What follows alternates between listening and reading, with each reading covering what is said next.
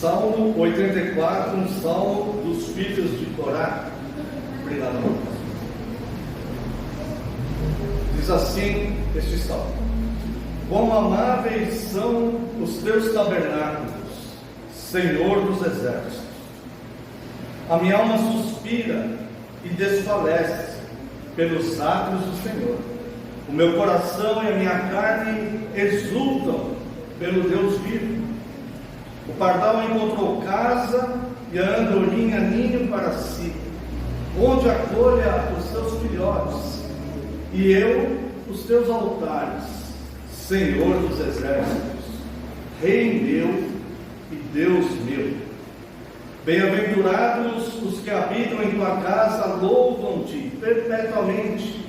Bem-aventurado o homem cuja força está em ti, em cujo coração se encontram os caminhos aplanados, o qual, passando pelo vale árido, faz dele um manancial de bênçãos, o cobre a primeira chuva. Vão indo de força em força, cada um deles aparece diante de Deus em Sião.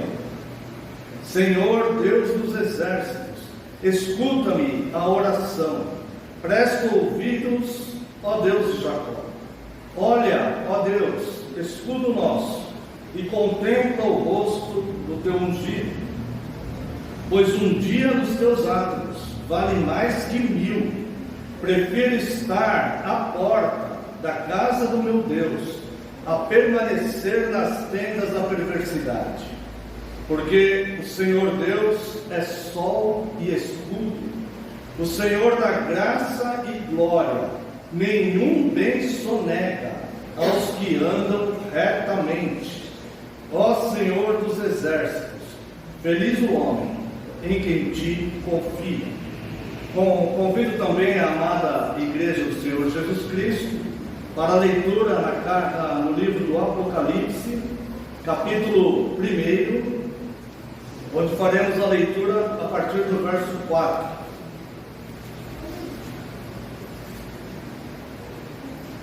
Apocalipse, capítulo 1, leremos do verso 4 ao verso 8.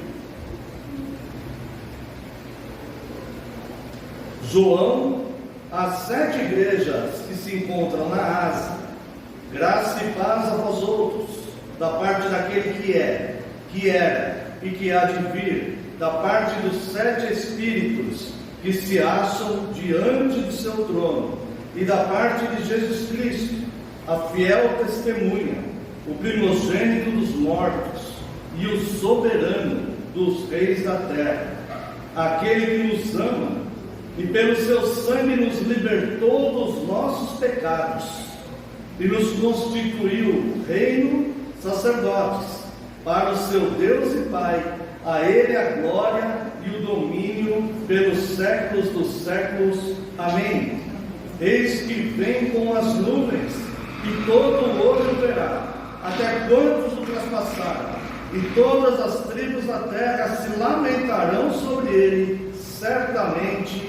Amém. Eu sou o Alfa e o Ômega, diz o Senhor Deus, aquele que é, que era e que há de vir, o Todo-Poderoso. Convido a amada Igreja do Senhor Jesus Cristo para uma breve oração. Oremos. Pai eterno e santo, Deus precioso, glorioso, grandioso, Rei soberano, Senhor Deus vivo, Criador dos céus e da terra, em quem confiamos, a quem amamos, a quem adoramos, e reunidos nesta noite de festividade, trazemos corações gratos diante do Senhor e te louvamos pela vida desta igreja e por estes amados irmãos. Neste momento, Senhor, de culto que é prestado a Ti, nós estamos diante da Tua santa palavra que foi lida aqui. E nós reconhecemos, Deus, que somos falhos e pecadores. Por isso lhe pedimos sinceras desculpas. Neste momento, Deus, eu particularmente lhe peço perdão pelas minhas falhas e pecados. e rogo a Ti, eu clamo a Ti, que neste momento, Senhor, eu diminua, que eu desapareça e só prevaleça a Tua palavra, porque a Tua palavra é a verdade. No nome santo e poderoso de Jesus Cristo é que oramos agradecidos. Amém, Senhor, e glórias a Ti.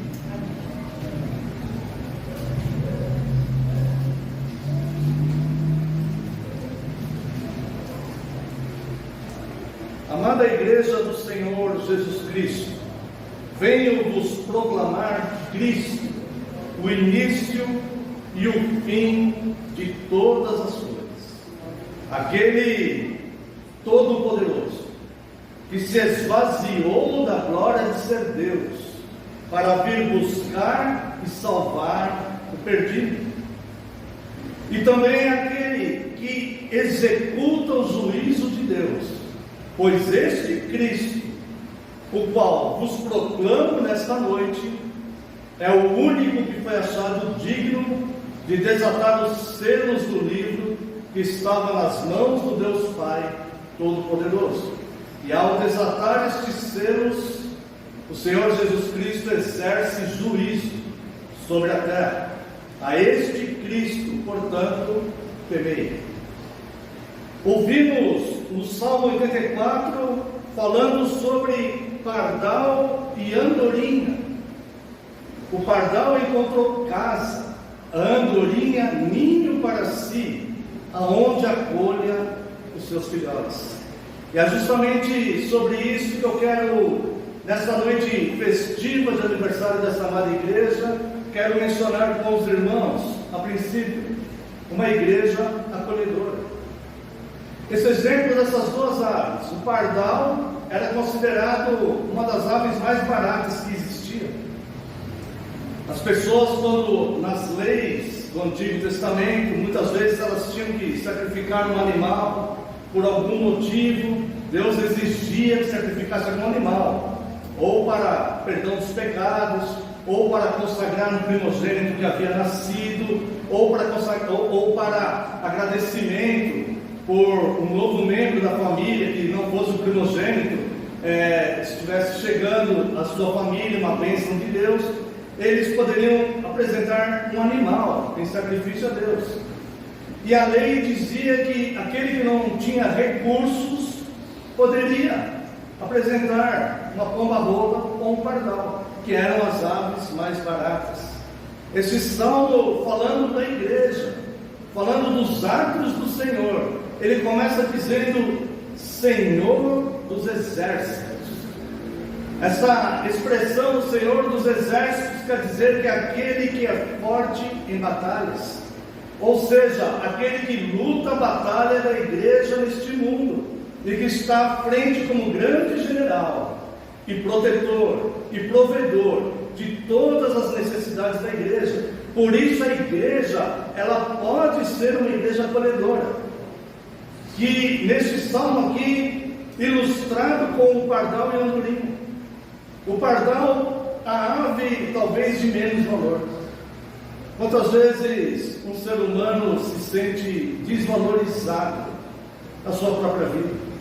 Situações que de repente o arrastaram de uma situação muitas vezes de prosperidade, de paz, de alegria, o arrastaram para situações de tormentos calamitosas, tristes, talvez uma doença, talvez a perda de algum ente querido, muitas vezes a perda de recursos financeiros, ou tantas coisas que podem acontecer a um ser humano.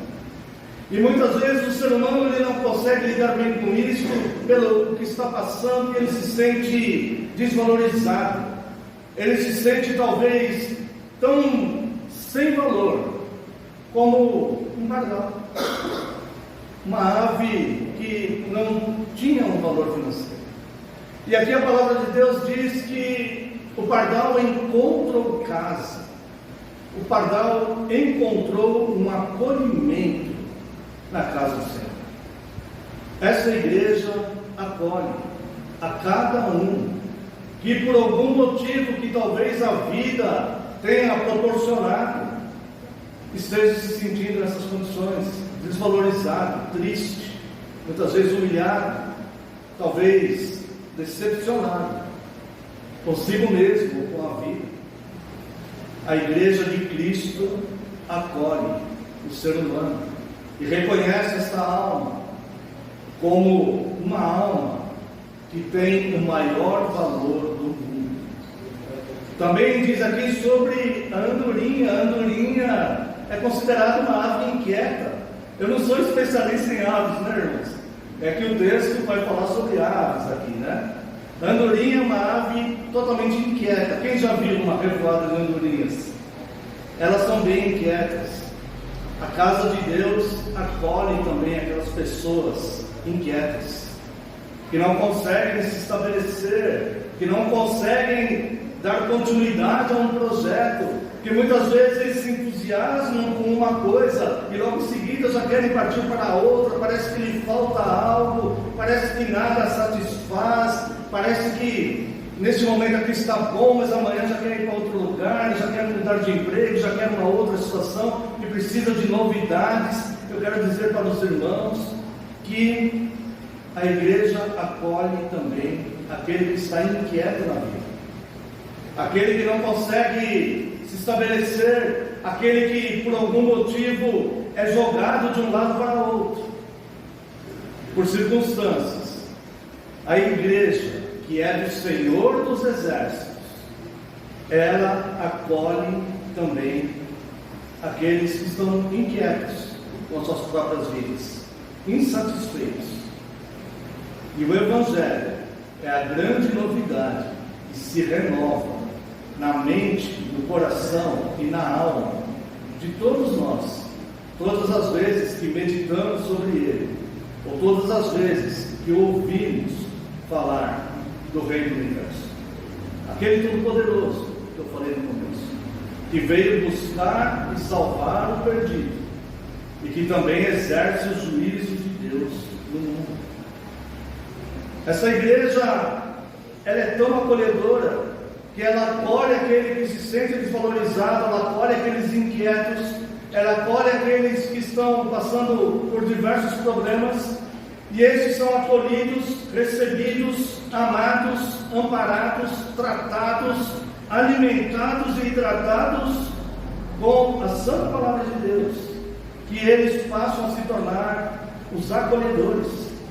Então essas pessoas que são acolhidas na igreja, que tiveram um momento no passado de inseguranças e talvez não entenderam os seus próprios conflitos pessoais, que foram acolhidos por Cristo,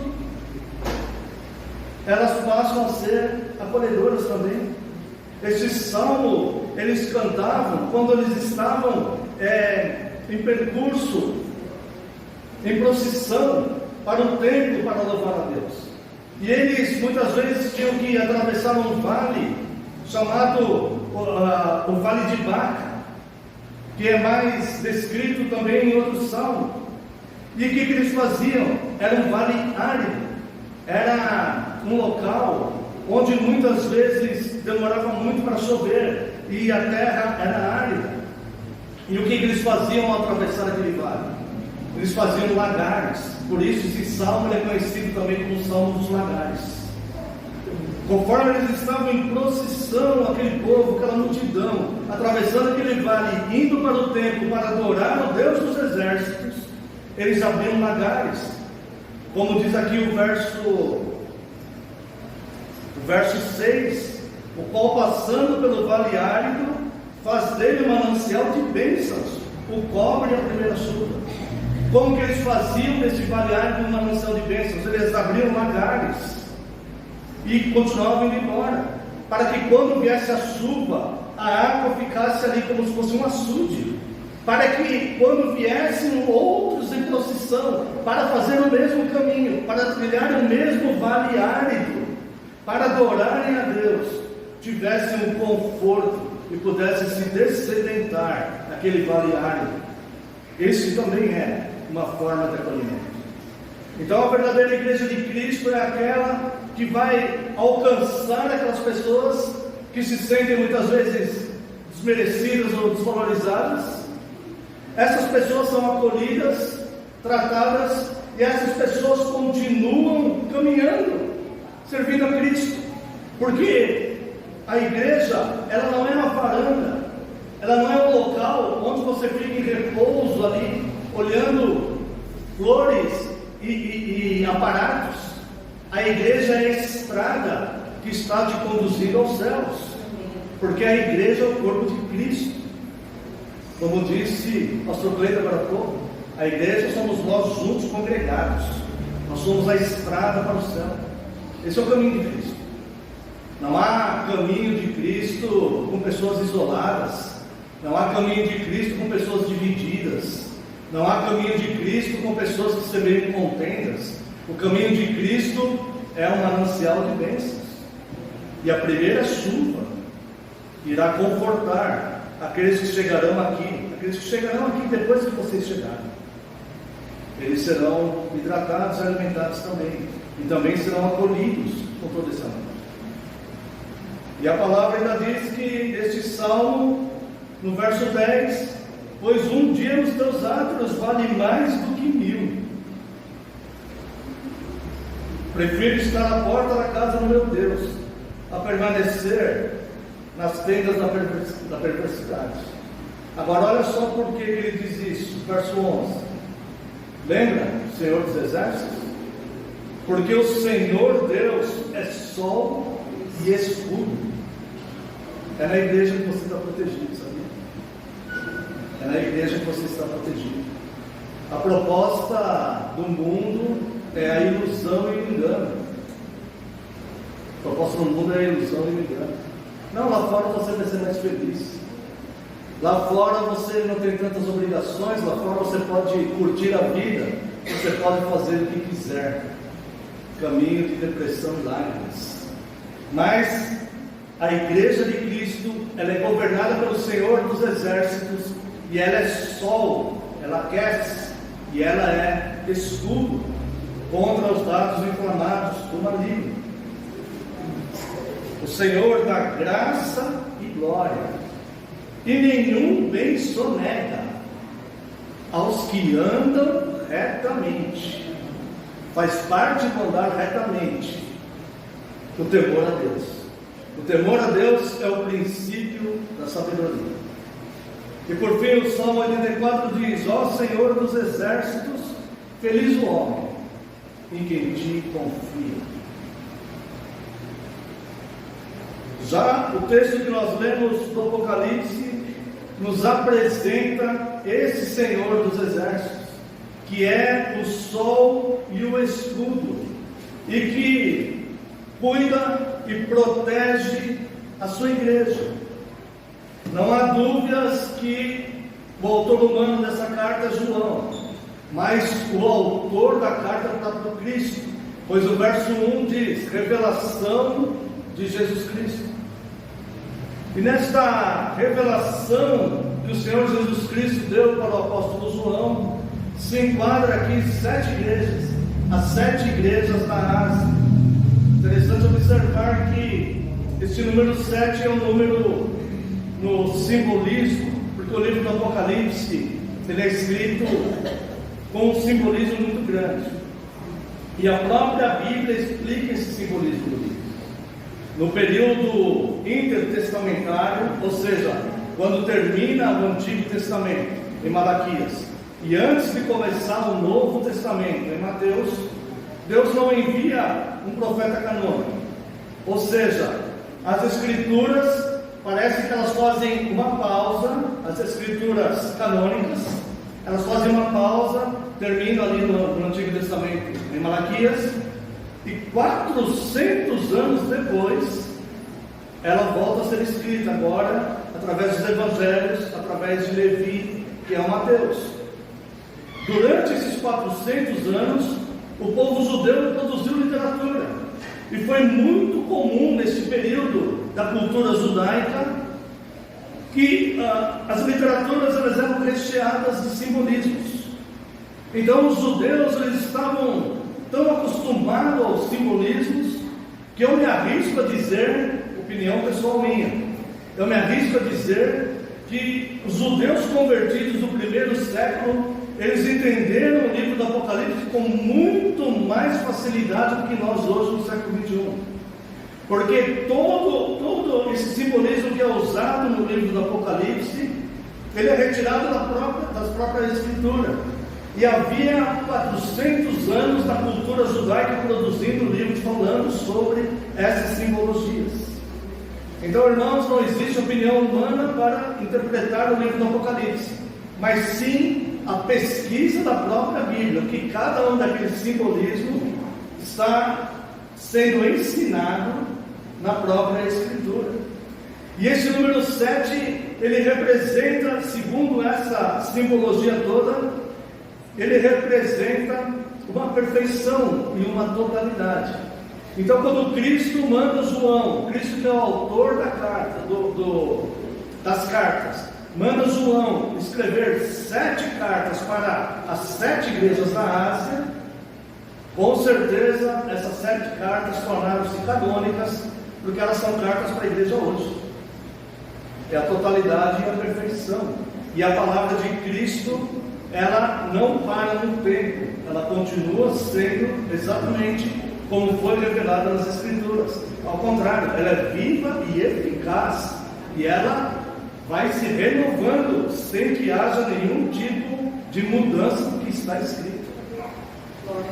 Então eu quero dizer para os irmãos que a Ásia era a província do Império Romano que compreendia a parte ocidental da Ásia Menor, que é onde hoje está a Turquia.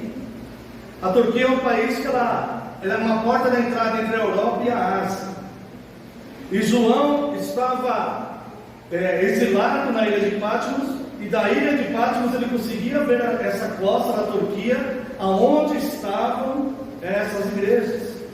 E essa carta, essas 7 cartas que Cristo manda escrever para as igrejas, elas têm uma representatividade muito grande nas igrejas hoje, do século XXI.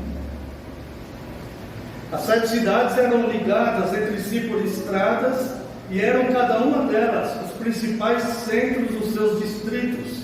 Elas representavam fortemente o que acontecia nas igrejas da Ásia. E eu quero dizer para os irmãos que, se nós lermos as 7 cartas, nós vamos reconhecer coisas que acontecem nas igrejas hoje, não só no Brasil, mas no mundo. Um detalhe interessante é que das 7, somente Éfeso, a cidade de Éfeso, figura em outra parte da Bíblia, no Novo Testamento. Há uma grande relação entre Éfeso, a carta aos Efésios, e 1 e 2 Timóteo, porque Paulo pediu para Timóteo pastorear a igreja de Éfeso. Tiatira, que é uma outra cidade que recebeu também, é uma outra igreja que recebeu também uma dessas cartas de Cristo, era a cidade de Lídia, que se converteu em Atos dos Apóstolos 16. Laodiceia recebeu uma carta de Paulo. Paulo, quando escreve aos Colossenses, pede que a carta aos Colossenses seja lida na igreja de Laodiceia.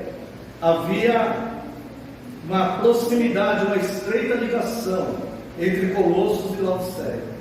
Mas as outras não são mais mencionadas nas Escrituras, não são mencionadas em nenhum lugar das Escrituras. A religião dominante durante o período em que foram escritas essas 7 cartas era o culto a Diana. O templo a Diana, que ficava em Éfeso, era considerado uma das 7 maravilhas do mundo. Era um templo enorme, construído em mármore puro, e que quando o sol batia e refletia, as pessoas não conseguiam olhar para aquele templo por causa do reflexo do sol. E eles gritavam: grande é Diana, deusa dos Efésios. Quando o apóstolo Paulo foi pregar o evangelho e organizar a igreja em Éfeso, ele quase foi linchado ali. E as pessoas gritavam: grande é Diana, a deusa dos Efésios. Também, além do culto a Diana, havia o culto ao imperador romano. O principal centro, o imperador, ele exigia ser adorado. E o principal centro da adoração ao imperador romano era na cidade de Pérgamo. Haviam várias divindades, falsos deuses que eram adorados ali, porque eles eram totalmente pagãos.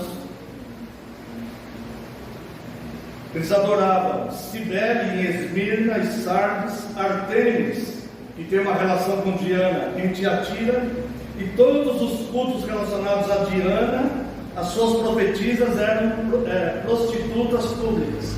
Os atos do culto a Diana, havia imoralidade sexual na prática do culto. Uma nota importante é que 10 anos após essas cartas serem escritas, Plínio escreveu para o imperador dizendo: os templos pagãos estão quase vazios por causa do cristianismo. 10 anos após serem escritas as 7 cartas do Apocalipse. Nós estamos na contramão disso.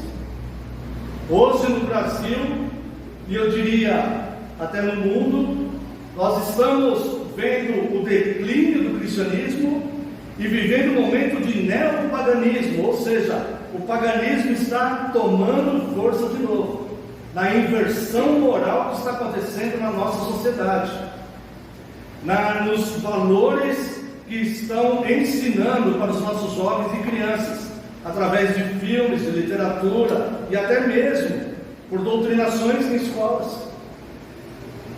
Hoje o cristianismo está num declínio e o paganismo está voltando a tomar força, exatamente o contrário do início, quando o Senhor Jesus manda João escrever para essas 7 igrejas. Você percebe a importância de a igreja ser fiel e forte e firme e não negociar o evangelho por nada? Percebe? É assim que a igreja acolhe de fato aqueles que se sentem sem valor e inquietos, não de fachada, mas por amor. Porque se a igreja acolher somente de fachada, logo essas pessoas estão escandalizadas e decepcionadas com a igreja. Mas a igreja verdadeira, e aqui é de fato uma igreja verdadeira de Cristo, ela acolhe com amor essas pessoas, com o amor fraterno que Cristo ensinou. E é por isso que essas pessoas continuam e abrem seus lagares para que outros possam obter refrigério também, no caminho da adoração. O caráter dessas igrejas: 2 eram muito boas, Esmirna e Filadélfia. Essa igreja pode ser uma igreja muito boa durante todo o tempo até Cristo voltar, porque 2 eram muito boas. 2 eram muito más, Sardes e Laodiceia. 3 eram em parte boas e em parte más, Éfeso, Pérgamo e Tiatira. As boas, Esmirna e Filadélfia, eram formadas por uma classe humilde de pessoas que eram perseguidas, não só pelos pagãos, mas também pelos judeus ortodoxos. As más, de forma geral, incluíam governantes, eram cristãs de nome, mas mantinham um modo de vida pagão. Isso é um fato que está acontecendo no Brasil hoje.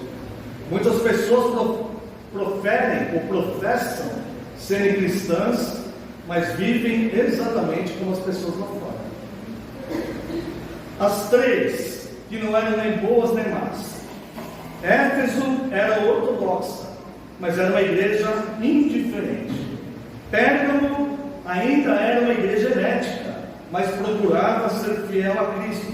E Tiatira tolerava Jezabel, uma mulher que alegava ter um dom de profecia.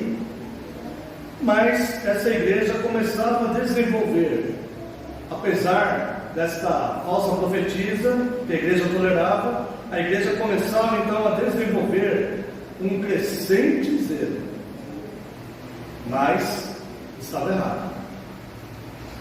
Eu quero comentar apenas, eu vou ler apenas 2 igrejas, Éfeso e Laodiceia, e as outras vou fazer apenas um pequeno comentário. Mas eu quero dizer para os irmãos que é bem possível que a igreja ou os irmãos individualmente se identifiquem com algumas dessas igrejas, de tão atual que é essa carta, essas 7 cartas, às 7 igrejas da Ásia.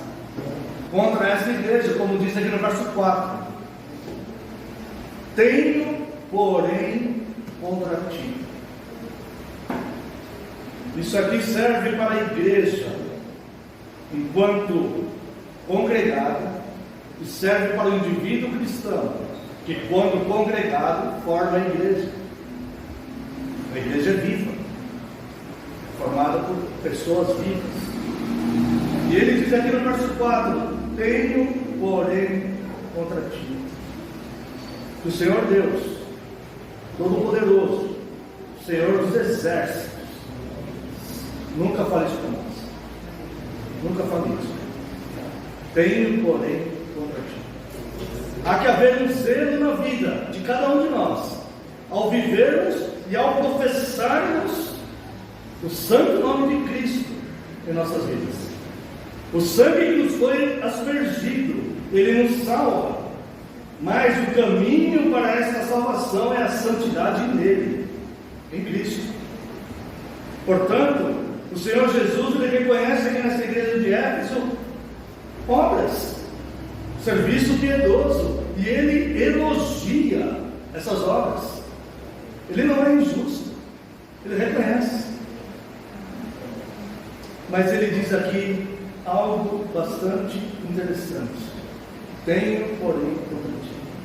O Senhor Jesus Cristo, ele não nos impressiona com as nossas boas obras, mas ele quer a sinceridade do nosso amor.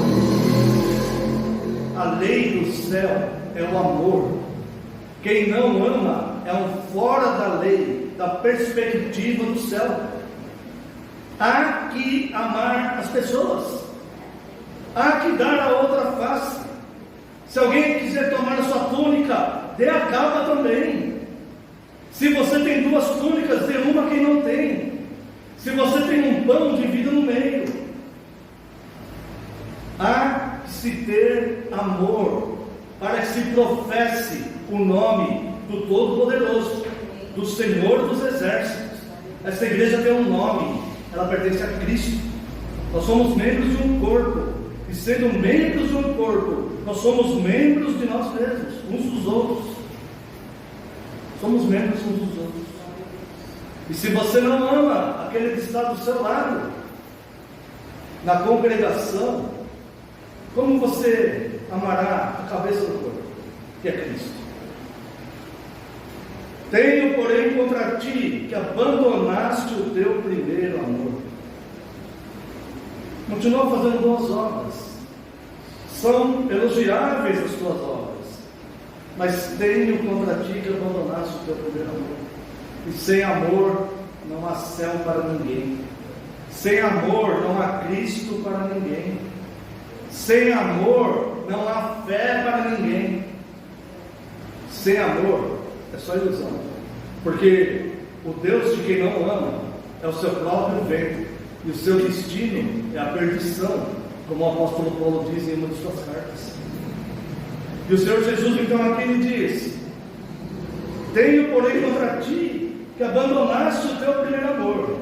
Lembra-te, pois, de onde caíste, arrepende-te e volta à prática das primeiras obras. E se não, venho a ti e removerei do seu lugar o teu candeeiro, caso não te arrependas. Quem tem ouvidos, ouça o que o Espírito diz às igrejas. Ao vencedor dar-lhe-ei que se alimente da árvore da vida, que se encontra no paraíso de Deus. Olha como o Senhor Jesus, ele ama a igreja. A igreja que ele constatou a falta de amor, ele mostra o caminho. Não, calma, não acabou tudo ainda, você não perdeu tudo ainda. Eu vou te mostrar um caminho ainda mais excelente, porque eu sou rico em perdoar. Todas as vezes que você não amou um dos meus pequeninos, calma que ainda não acabou. Eu sou rico em perdoar, e eu te aponto um caminho excelente. A minha proposta é que você se arrependa,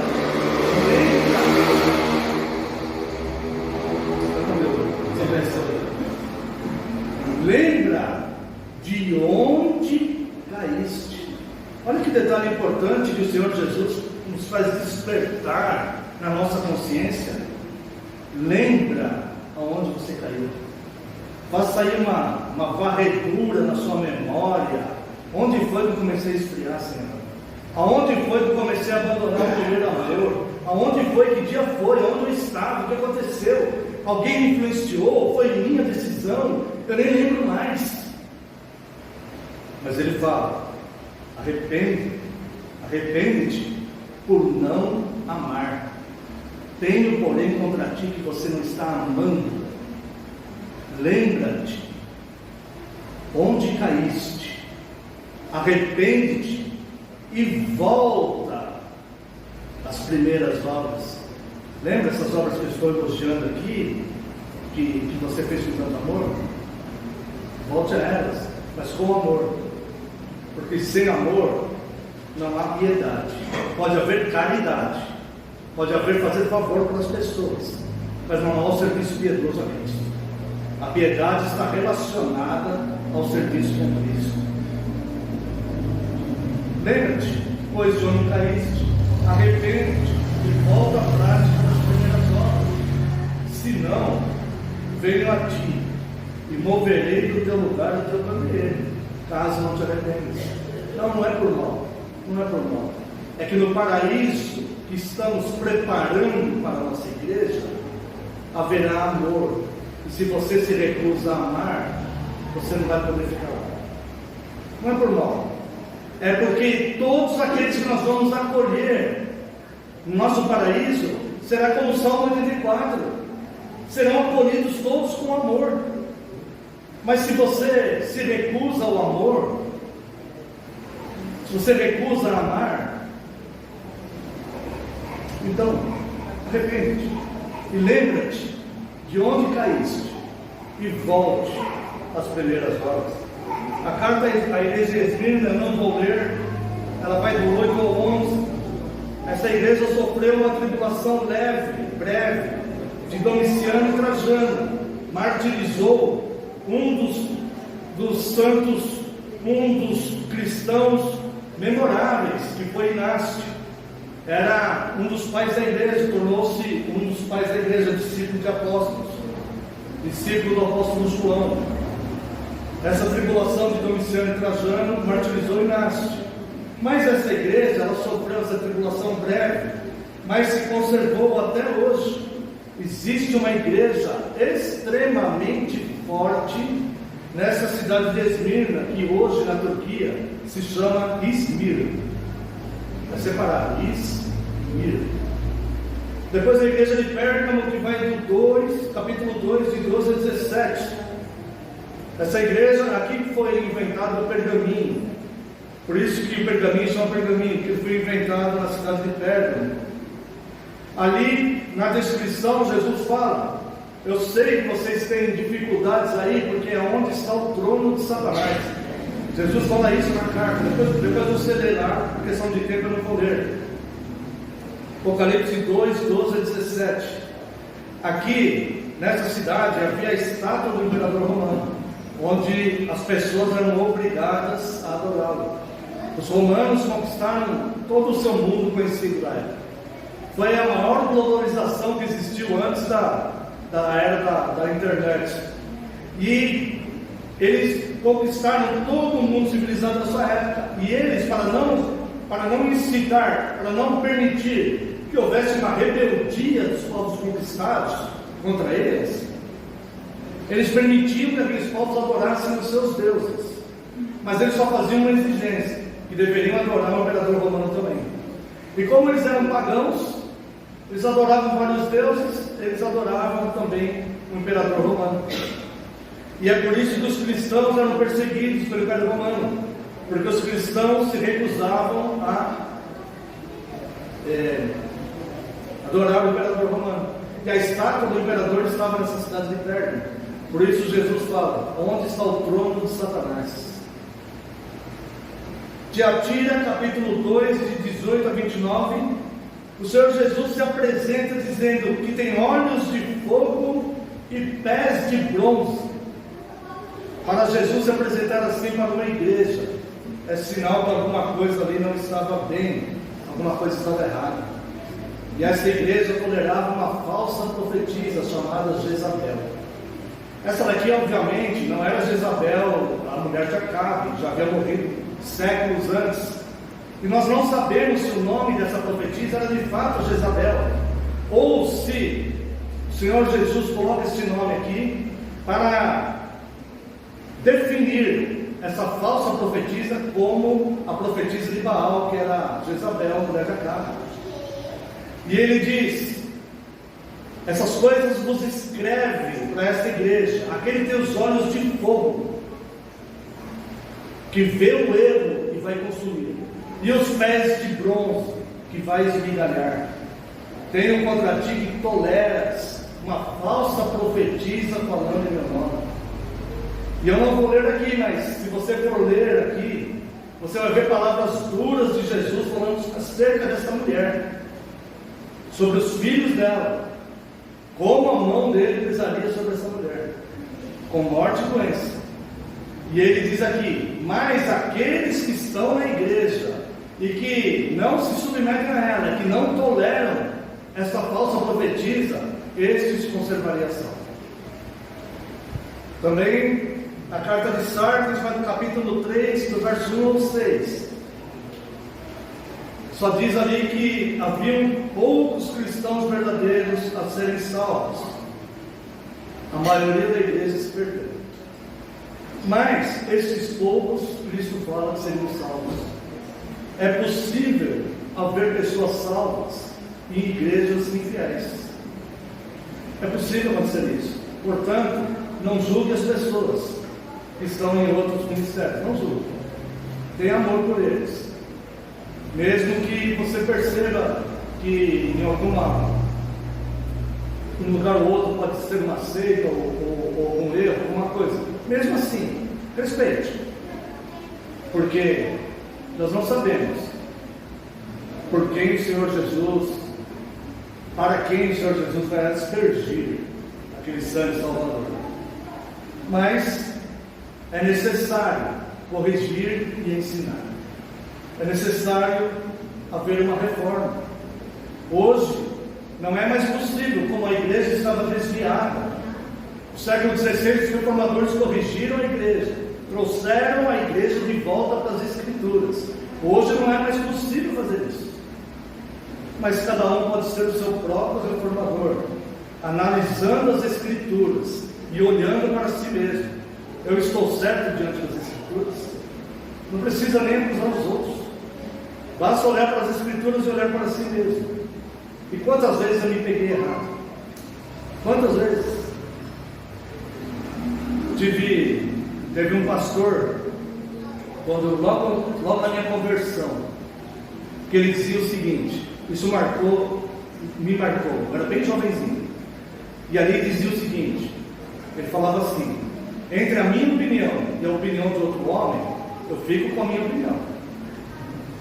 Entre a minha opinião e a opinião de Deus, eu fico com a opinião de Deus. Eu abaixo a cabeça e eu admito meu erro. Então, cada um de nós, não é mais possível um grupo de reformadores reformar todos os equívocos e erros que são. Mas é possível cada um de nós, com amor, sermos nossos próprios reformadores e olharmos para nós, e olharmos para as Escrituras e corrigirmos as nossas vidas sempre que houver necessidade. Se não houver, glória a Deus, mas eu creio que na vida de todos nós, infelizmente, né, irmãos? Eu falo até para minha própria vergonha, porque somos humanos e somos falhos, todos nós somos. Igreja de Filadélfia vai do capítulo 3, vai do versículo 7 ao 13. O Senhor Jesus disse que havia uma porta aberta que ninguém podia fechar. Isso quer dizer que a igreja vai receber os novos convertidos. Ninguém pode impedir isso. Ninguém pode impedir. Os crescimentos históricos da igreja foram os períodos de maior perseguição. O homem não pode impedir o agir de Deus. Então, existe uma porta aberta que ninguém pode fechar. A igreja vai ganhar convertidos, ninguém vai impedir. Mas haverá um livramento. Eu quero aqui capítulo 3, verso 10 da igreja de Filadélfia, só ler o versículo 10 aqui. Não vou ler a carta inteira, só o 10. porque guardastes a palavra da minha perseverança, também eu te guardarei da hora da provação, que há de vir sobre o mundo inteiro, para experimentar os que habitam sobre a terra. Sabe o que quer dizer isso? A grande tribulação tão falada, ela virá. A igreja sofrerá também na grande tribulação. Mas há poder no Todo-Poderoso para preservar dessa grande tribulação todos aqueles que se esmeram para serem fiéis. Não sei se ele fala isso com todos os fiéis, mas há poder dele para guardar. E ele diz aqui, para essa igreja, ele diz: a tribulação virá no mundo inteiro, mas vocês eu vou guardar. Vocês eu vou dar um livramento e preservar vocês em meio a esta tribulação. E para terminar, meus irmãos, a carta ao Laodiceia eu vou ler, aqui no capítulo 3, verso 14. Ao anjo da igreja em Laodiceia escreve: essas coisas diz o Amém. O Novo Testamento, originalmente, ele é escrito em grego. O Amém quer dizer a verdade. No idioma original, no grego, quando você já viu aí nas escrituras, várias vezes Jesus falando assim: em verdade vos digo, né? A palavra verdade em grego é aletheia, mas o Amém, uma das representações do Amém é ser verdadeiro, incontestável, rocha, verdade absoluta, tá? A verdade, ela se revela em si mesma. A verdade, ela é irrefutável, ela se revela em si mesma. Porque se você falar que a verdade não existe, então é verdade que a verdade não existe.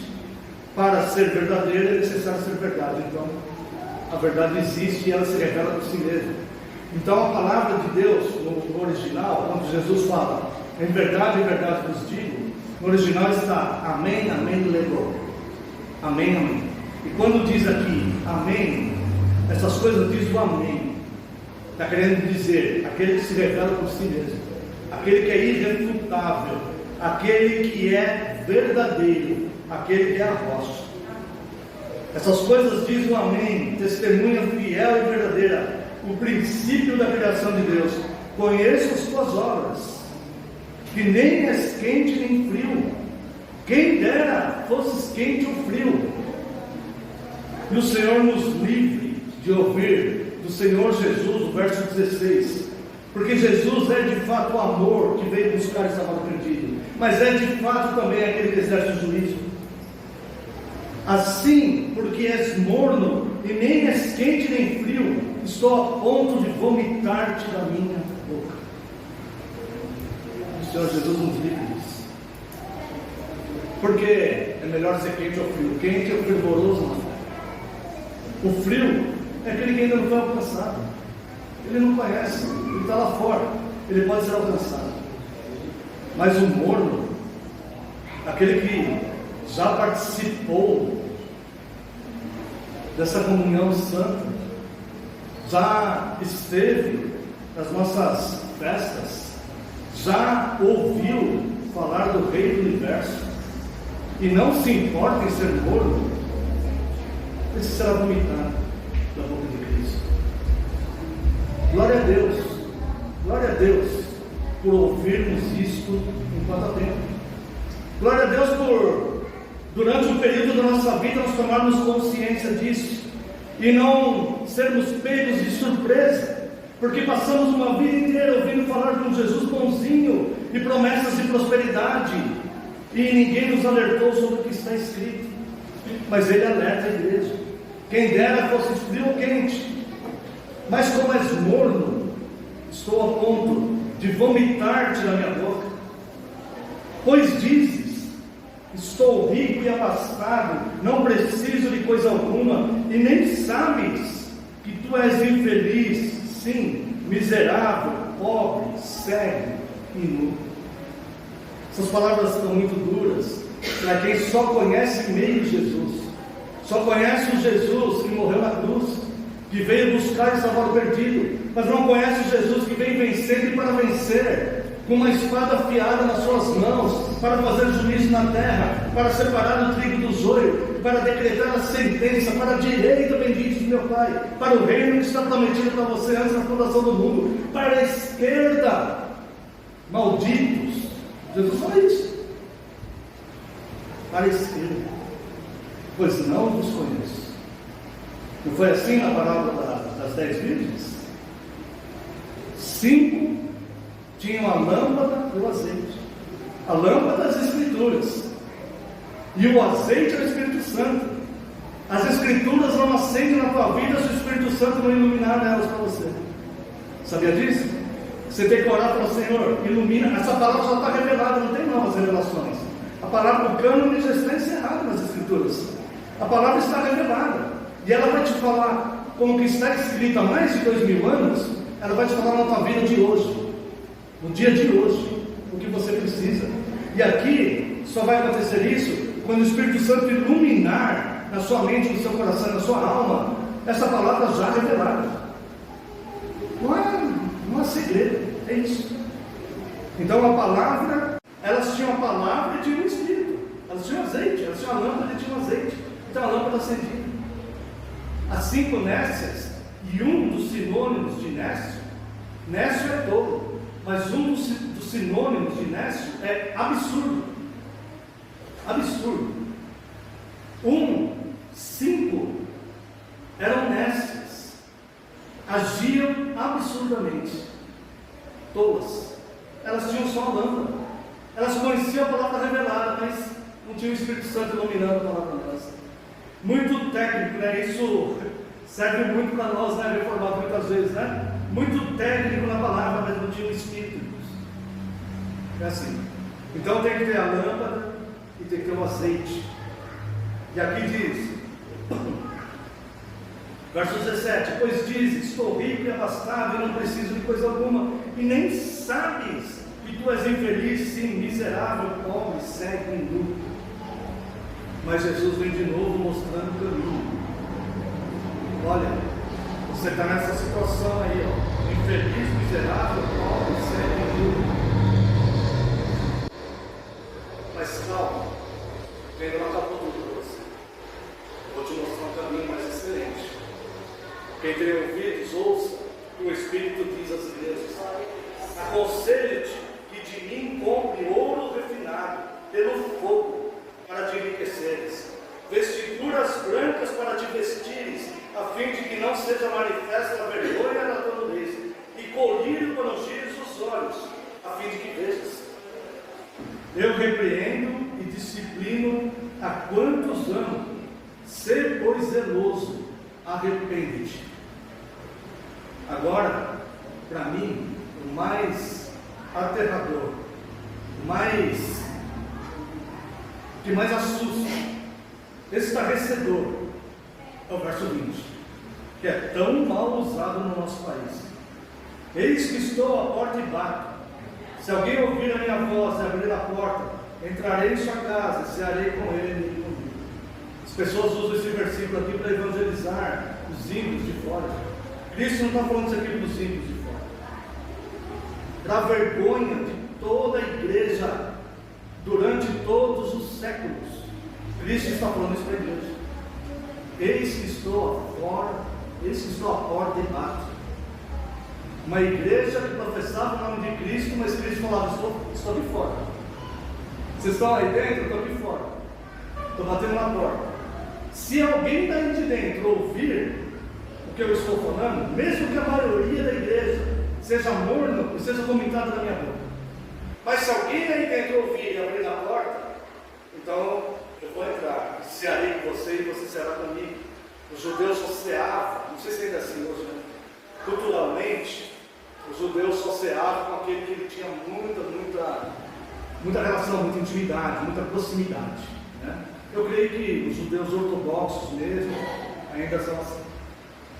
Então, nessa mesma cidade de Laodiceia tinha um grande centro financeiro, uma indústria farmacêutica que fabricava o pó para colírio e uma indústria têxtil que era usada era voltada para os nobres, para as pessoas que tinham recurso financeiro, que usavam essas roupas fingidas. O centro financeiro, eles eram tão orgulhosos nessa cidade, não digo nem igreja, digo a cidade, né? Que uma vez houve um terremoto que acabou com a cidade. O Senado romano, em assembleia, votou uma grande ajuda para a igreja de Laodiceia. Sabe o que eles fizeram? Recusaram. Eles recusaram a ajuda do Império Romano para reconstruir a cidade. E eles reconstruíram eles mesmos. Com o trabalho deles mesmos, eles reconstruíram toda a cidade. Então, olha como eles eram orgulhosos. E é por isso que Jesus diz aqui no versículo 17: pois dizes, estou rico e abastado e não preciso de coisa alguma, e nem sabes que tu és infeliz, sim, miserável, pobre, cego e nu. Por isso que Jesus usa essas expressões, porque eles confiavam nas suas indústrias e no grande centro financeiro que era. E ele fala: aconselho-te que de mim compres ouro refinado pelo fogo, para te enriqueceres, vestiduras brancas para te vestires, a fim de que não seja manifesta a vergonha da tua nudez, e colírio para ungires os olhos, a fim de que vejas. Jesus ele fala, como ele falou com o jovem rico. O jovem rico falou: já guarda esses mandamentos, uma coisa te falta. O coração dele está nas riquezas. Jesus aponta aqui para essa igreja, onde está o coração dele. E ele fala: se é morno, vou vomitar-te da minha boca. Por fim, irmãos, concluindo, Esmirna e Filadélfia eram cidades com igrejas boas, e até hoje são cidades prósperas na Turquia. E essas igrejas, elas existem até hoje. Sardes e Laodiceia, cidades com igrejas más, agora são desertos, não há mais habitantes. Éfeso, seu candeeiro foi removido. Eles tiveram uma invasão dos godos, que era uma civilização que deu origem à Alemanha, a Germânia e depois a Alemanha. Esses godos, no ano 263, invadiram e destruíram toda a cidade. Eles conseguiram reconstruir de novo, mas chegou no ano 614, houve um terremoto que acabou com tudo. Hoje só há as ruínas em Éfeso. Talvez você veja na internet, ou quem vai visitar ali aquela região, vai visitar lá. Uma parte da cidade ficou em pé, mas é tudo mato agora. Ou seja, eles não voltaram ao primeiro amor, e o candeeiro foi removido. Tiatira, a cidade dos que não compactuavam com a falsa profetisa, foram guardados. Os que compactuavam com ela, o Senhor Jesus disse que se perderiam. Pérgamo também teve alguns que receberam um maná escondido e um novo nome, como Cristo fala, e foram salvos. Na igreja de Cristo, Pardal encontrou casa, a andorinha, ninho para si, onde há coisas grandes. Eu encontrei o Deus vivo, Rei meu e Deus meu. E se algum visitante aqui que não congrega em uma igreja cristã, os convido a voltarem aqui. E aqui de fato é uma igreja onde você será acolhido e encontrará Rei meu e Deus meu, o teu Rei e o teu Deus. Amém. Como resposta a esse sermão, eu pedi às irmãs que louvemos a Deus com o Salmo 84.